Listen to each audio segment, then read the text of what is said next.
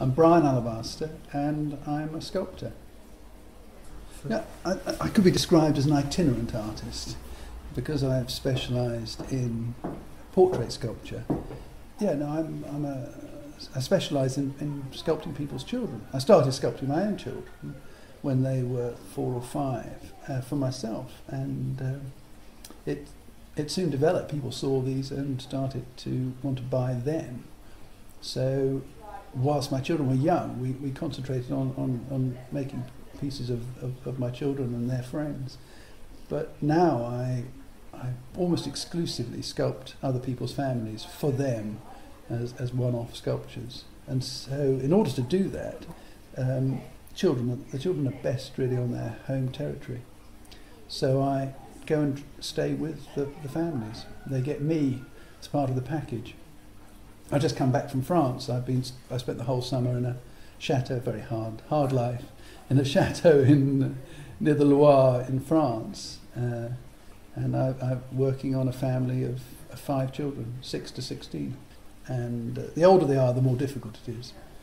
The young children very quickly become lack self-awareness, and then I will take photographs of them, a whole series of photographs, and then put these together as a slideshow to discuss with the client, because I know what I'm going to do, but to try and explain it to somebody else, it's very difficult.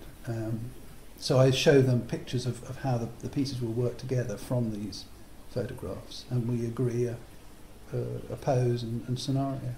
And then I draw each child. I take measurements and drawings of each child and use that to make the armature, the steel armature, which is going to support the life-size clay. That I make here, and I put the basic skeleton of clay onto that and allow that to dry out, because as clay dries it shrinks, which is a slight disadvantage if you're trying to make a precise shaped and sized object.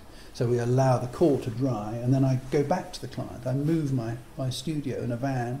I arrive and set up shop, usually in the kitchen or a room near the kitchen, in the centre of the house, and I set up a little mini studio in the house, and I have my clays, and if the children are modelling sitting on a bench, then I'd have something that they could sit on, all of it on wheels, so that I can turn child and clay at the same time, and I model from life as quickly as I can before they lose interest and start to hate me.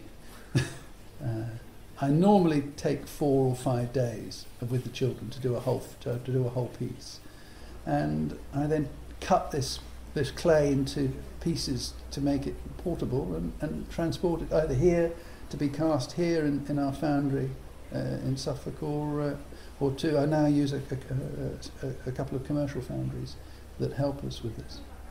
I think I always had a real fascination for how bodies were put together.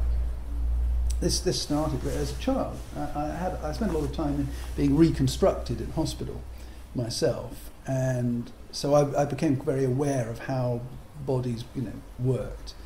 And when I was still at school, I was intending to go into the medical profession, and because of that, I got a job in the local hospital and worked in the morgue, working on post-mortems as a teenager. And so got to take some people apart, and I found it absolutely fascinating.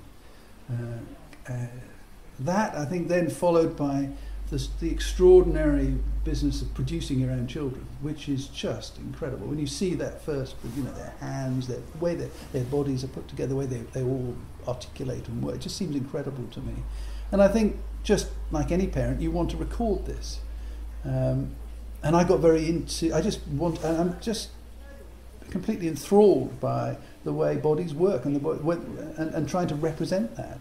And that was a very personal thing done on a family basis to start off with, and it seemed like a good way to make a living as well. And so I get paid to play with clay and do what is my passion and hobby, which seems like a very satisfactory arrangement. It's a real privilege, I think, to spend in an intense 4 or 5 days talking to children. You get it's something you'd never have the opportunity to do except with your own children, your nieces and nephews, and godchildren. To get that close to a child and to hear all the way their take on the world is a real privilege, and I love it.